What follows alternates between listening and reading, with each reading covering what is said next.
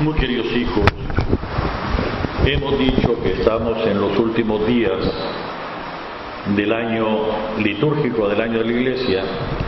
Por lo tanto, no tiene que extrañarnos que las lecturas sean como para sangolotearnos a ver si al fin le hacemos caso al Señor, lo escuchamos y comienza nuestra conversión. Y además, decíamos al inicio, ayer fue Domingo Mundial de las Misiones. Se prolonga durante toda esta semana la oración y el pensamiento por enseñar las misiones entendidas muy técnicamente adyentes, es decir, a los gentiles, a los que todavía no les ha llegado el anuncio. Pero ¿cómo olvidarnos del anuncio que también tenemos que hacer a nuestra propia persona y a nuestra familia, aunque ya hayamos recibido la primera evangelización? Esto que tiene que calzar y purificar y afianzar nuestra fe, aumentar la esperanza y desde luego el amor. El Evangelio de hoy está tomado de Lucas capítulo 12, capítulos del 13 al 21, y toca un tema que algunas veces nos infecciona. En primer lugar, porque la cultura incluso jurídica, pregúntele a algún abogado, no es buena, la cultura general. Y el problema de las herencias, alguno piensa que por ser hijo tiene derecho a recibir la herencia, o por ser pariente el causante tiene la obligación de incluirlo en la herencia. Que se sepa con toda claridad que el que va a atestar, el que va a dejar en herencia, es un acto de los más libres que pueda existir en el ordenamiento jurídico, y por lo tanto el dueño de sus bienes puede disponer según le parezca de sus bienes. No está obligado, ni hay ley que le obligue a dejarle a los hijos, a los nietos o a los parientes algún centavo. Es absolutamente libre. Incluso si le pareciera bien, no cuando hay sanganada de por medio, y algunas veces la hay, le puede dejar toda su herencia a una obra piadosa e incluso a la iglesia. Es su herencia, son sus bienes. Y hablo a nivel jurídico general. Hay algunas excepciones cuando se olvida o pasa algo con los hijos que todavía son menores, que tienen derecho a seguirse criando, o si hay algún problema de alguien que sea, hoy dicen, con capacidades diferentes, si hay entonces provee la ley. Pero no está obligado ni siquiera dejarle al esposo o a la esposa. Cuando tantas veces y tantos pleitos surgen, que dame ya mi herencia, esto viene tan lejos que el Señor lo pone como ejemplo en el hijo pródigo, y por cierto, de alguien que no se porta bien, de una mala acción desde el inicio.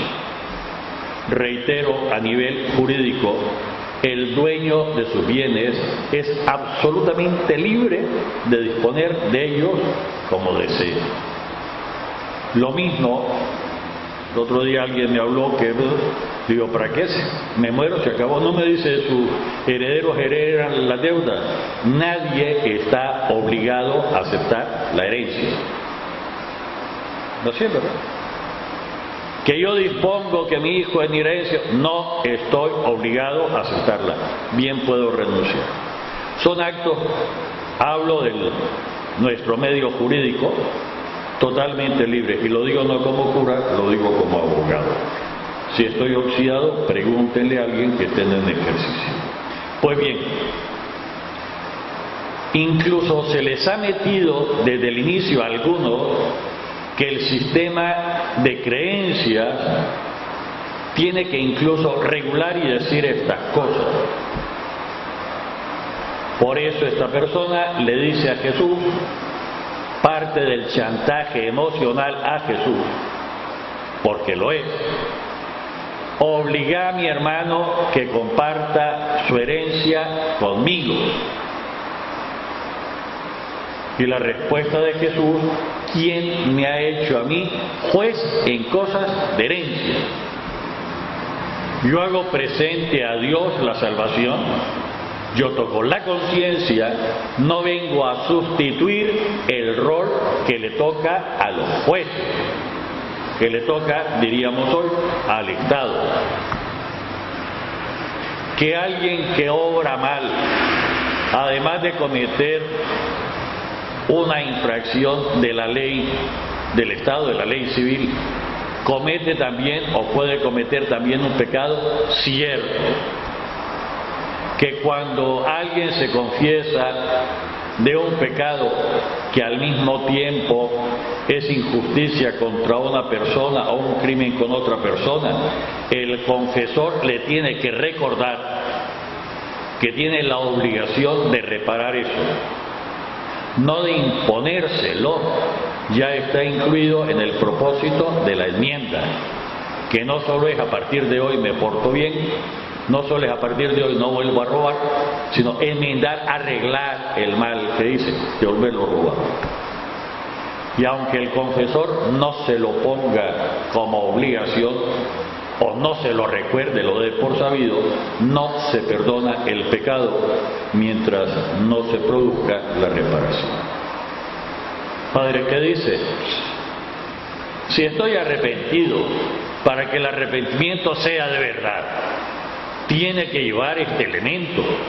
Y si se me pasa o quiero picármelo de vivo, el catecismo, la Iglesia en su doctrina, me recuerda las 5 condiciones para hacer una buena confesión, es decir, para obtener el perdón de Dios, para que el perdón de Dios, me corrijo, me puede hacer efecto en mi persona.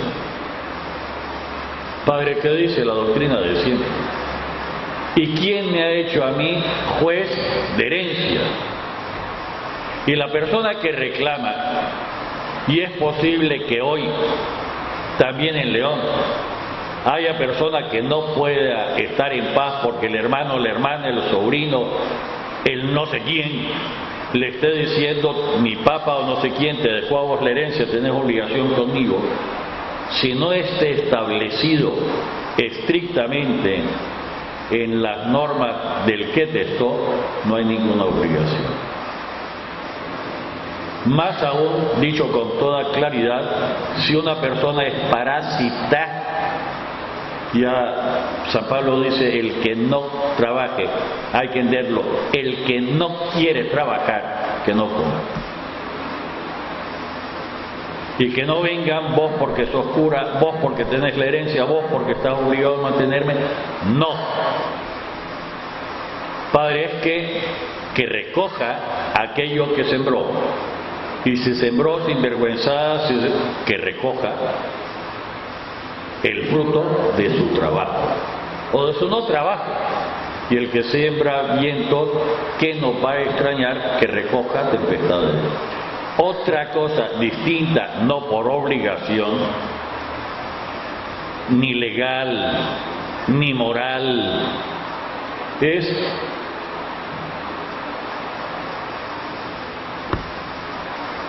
que logró decir con todas las palabras, a un desgraciado ayudarle. Ayudarle.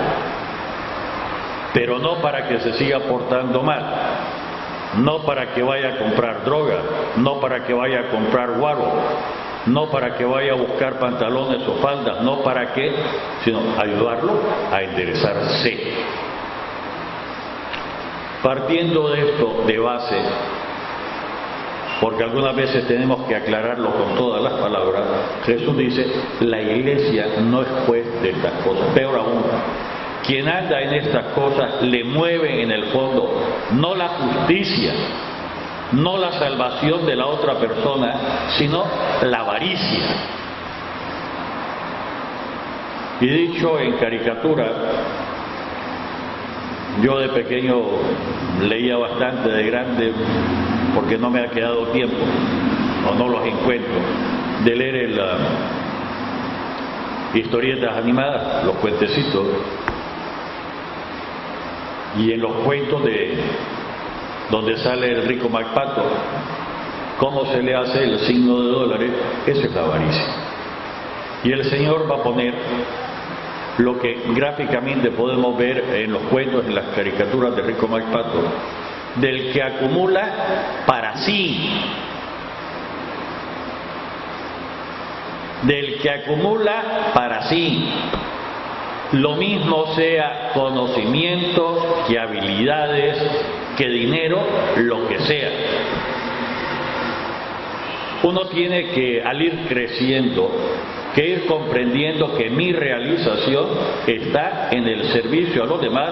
Por lo tanto, si yo acumulo algo, tengo que pensar en el servicio a los otros. Por desgracia, algunas veces solo se nos vuelve a hacer el signo de dólares y a ver cómo con esto que yo tengo me aprovecho del otro. Si supieran lo que se pierde al pensar así. Padre, entonces está diciendo que es malo tener dinero, incluso que es malo tener una cuenta de ahorro. No, ni mucho menos. Ni mucho menos en sí. ¿Para qué la tengo? Para que sea mía y de nadie más. Para olvidarme incluso que una de las normas impresas en mi naturaleza, en la creación, es el trabajo. Padre, ¿qué está diciendo? Vuelvan a leer el capítulo 2 del libro del Génesis. Dios creó al hombre y lo puso en el jardín en Edén para que lo trabaje y lo cuide, para trabajar. Y la buena vida, la gran vida, aquí aparece en sentido peyorativo, de la misma forma que tantas veces hablamos de una mujer que se dedica a la vida alegre, a la buena vida, refiriéndonos a las prostitutas, que ni es ni buena vida ni es la vida alegre, muy triste. Darme la buena vida, en la buena vida es ser útil a los demás. Padre, ¿qué está diciendo? Pues sí.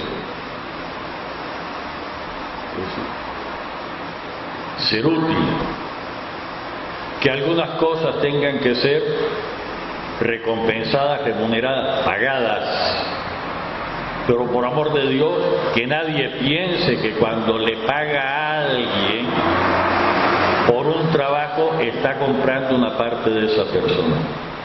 Y que nadie piense que porque le pagan están comprando una parte de la persona. Es la remuneración a un algo para que el otro pueda vivir decentemente, para que yo pueda vivir decentemente. Mi persona no se pone a venta. Padre, es casi igual, pero qué diferencia. Qué diferencia. Pues Jesús pone este ejemplo. Alguien que tenía muchísimo, para él solo, tiene una excelente cosecha, no reconoce que es una bendición de Dios. Y aquí marco el sentido que tendría que regir al cristiano. Las palabras que usamos en el ofertorio y que de alguna forma, fuera de la misa, adecuada al momento, siguiendo ese espíritu, tendríamos que tener. Y se piensa, ¿y ahora qué voy a hacer con toda esta cosecha? Voy a destruir los graneros que tengo, los lugares, voy a hacer otros más grandes, y ya tengo resuelta mi vida para darme a insensato. insensato. No tiene sentido lo que decís. Te olvidás que las personas estamos en referencia a Dios, en referencia a las demás personas y en referencia a la tierra.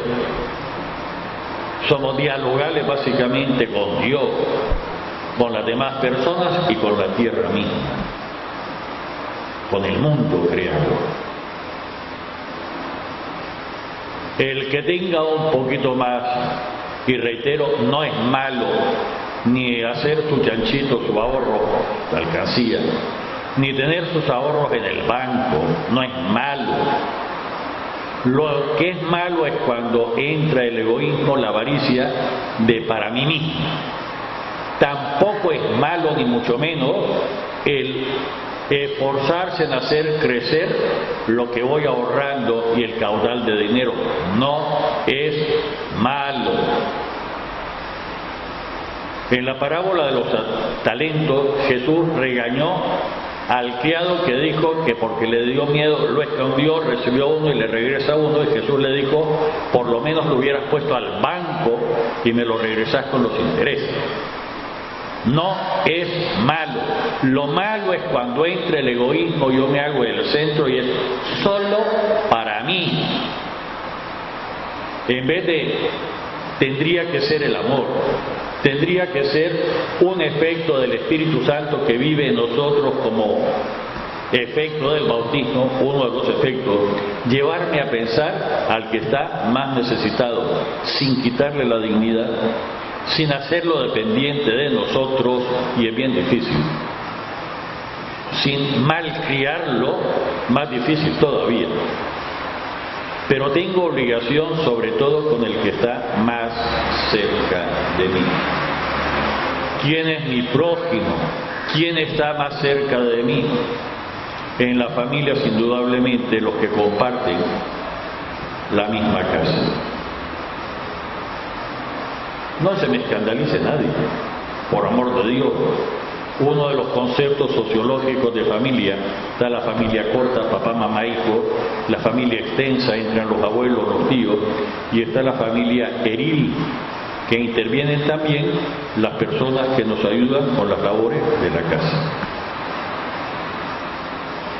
Si hay alguien que trabaja conmigo, que me ayuda, lo mismo que sea en la casa, lo mismo en el banco, lo mismo en la empresa, lo mismo en el templo, para los curas, las monjas, en el colegio, que la pasa mal, es mi obligación en la medida de mis posibilidades de que vaya creciendo.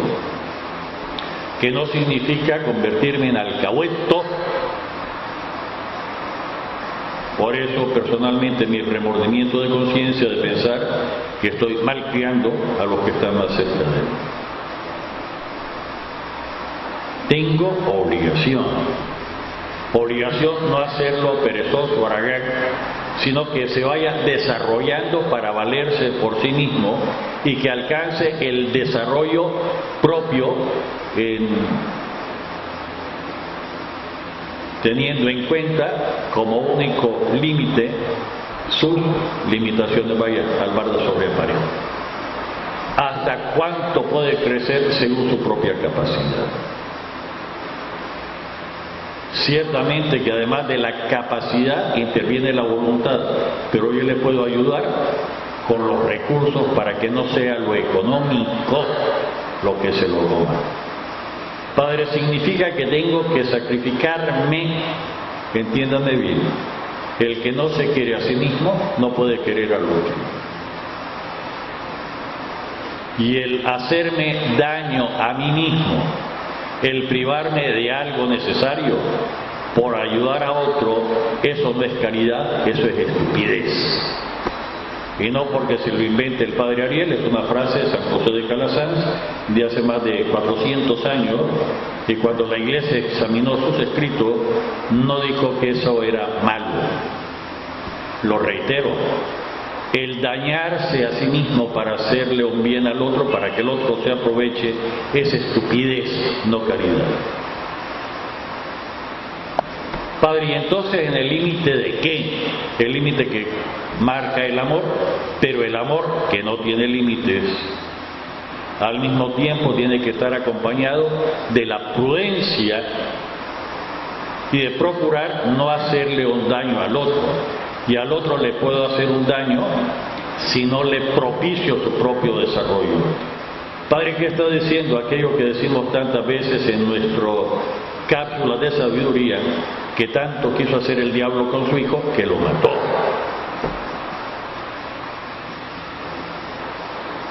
Creo que me estoy dando a entender, sino para la reflexión personal. Insensato, ¿de qué te sirve lo acumulado? ¿De qué te sirve? Y tantas veces perdemos este punto en el norte de nuestro caminar e incluso de nuestro actuar de iglesia, incluso cuando nuestras instituciones de iglesia tienen necesidad económica. Si un templo, si una institución de iglesia hace un bazar, hace una kermés, su objetivo principal no puede ser el recoger dinero. No. Su objetivo principal es ayudar a las otras personas. Por lo tanto, imaginémonos una kermés. El platillo que pongo tendría que ser más barato que el que haya en cualquier otro lugar. Padre, si lo que andamos buscando es recabar fondos por eso mismo, mi objetivo principal es el servicio a los demás. Cuando picándome la de vivo o infeccionándome en una actividad incluso de iglesia, de institución de iglesia, puede ser colegio, puede ser, pongo como objetivo principal el recoger dinero, el hacer dinero, me impermeabilizo a la misericordia y a la providencia de Dios. Si yo me valgo, ¿para qué va a actuar la misericordia del Señor? La providencia de Dios. Padre, ¿qué está diciendo? Eso es locura, bendita locura. Eso es insensato, bendita insensatez. Porque no hay nada más loco, no hay nada más insensato. Estoy citando a Pablo, que seguir al amor, y el amor de los amores es Jesucristo. Evangelio de Dios. Acumulemos donde no llega el ladrón ni la polilla. Con lo poco que tenemos, intentemos que algún momento, cuando nos tenga que dar cuenta, alguien pueda decir: yo estuve en una necesidad y me ayudó. Yo necesité un hombro para llorar y me lo ofreció. Yo necesité un consejo y me lo dio. Yo estaba para que haya personas que aboguen por nosotros, poniendo presentes ante el Señor una forma figurada de hablar, pero está el lenguaje de la Sagrada Escritura, nuestra buena obra.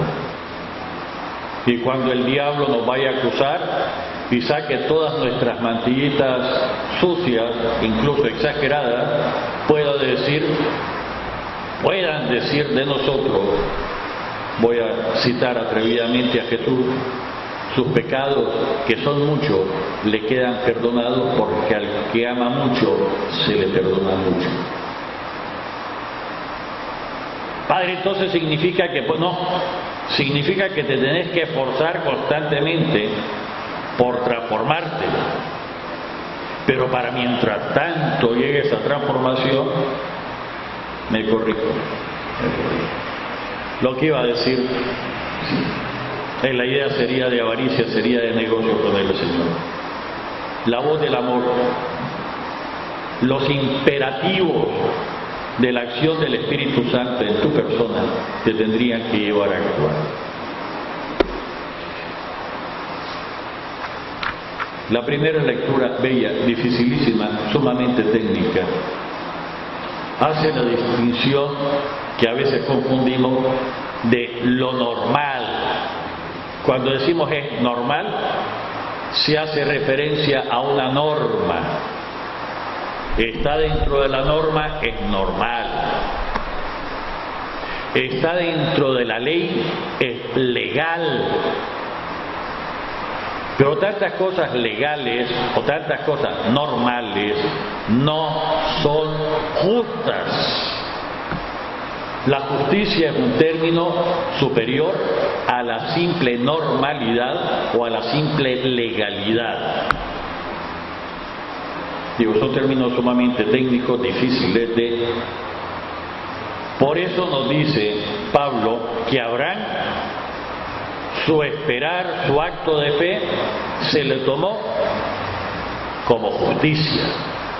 Más aún en la Sagrada Escritura, el justo es referencia al santo, al que se esfuerza por adaptar su pensamiento, su forma de hablar, su forma de actuar al pensamiento de Dios, a la forma de hablar de Dios, a la forma de actuar de Dios.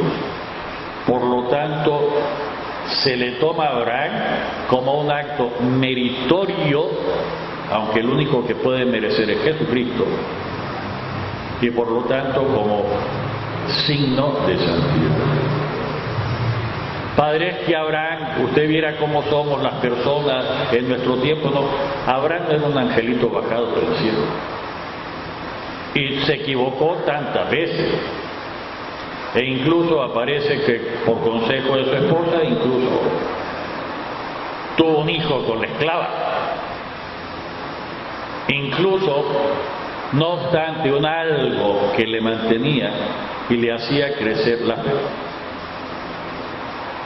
Cierto que tuvieron que llevar los ángeles y que el Señor le tuvo que jalar las orejas, no era lo que te dije. La promesa que te dije era, hijo tuyo y de tu legítima esposa, no me vengas con trapitos, dicho en forma nuestra.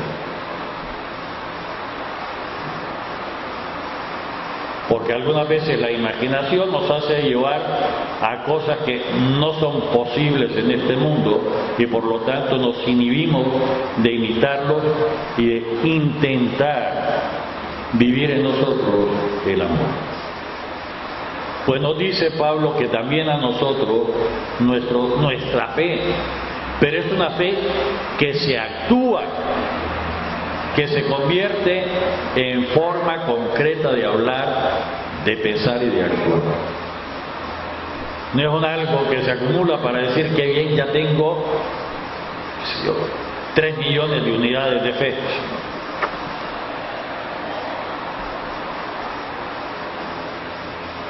También por nosotros, se dice también por nosotros, a quienes se nos va a acreditar, se nos va a tomar, si creemos en aquel que resucitó entre los muertos. Pero este creer no solo es un acto de la razón, sino que tiene que convertirse necesariamente en acción concreta. Padre, ¿qué está diciendo? Muy sencillo. ¿Y vos crees que esta medicina te va a curar? Yo sí creo, me la recetó el médico, pero no me la tomo, no vaya a ser. No es simplemente la adecuación de un concepto a mi mente, la aceptación intelectual, como el amor. No es simplemente el que siento que me atrae, siento que me va. El amor necesita la comunicación. Padre, ¿qué está diciendo? Digo, son conceptos sumamente técnicos, complicados. Por eso hay que estudiar el catecismo para tener las ideas claras y pensar además la meditación.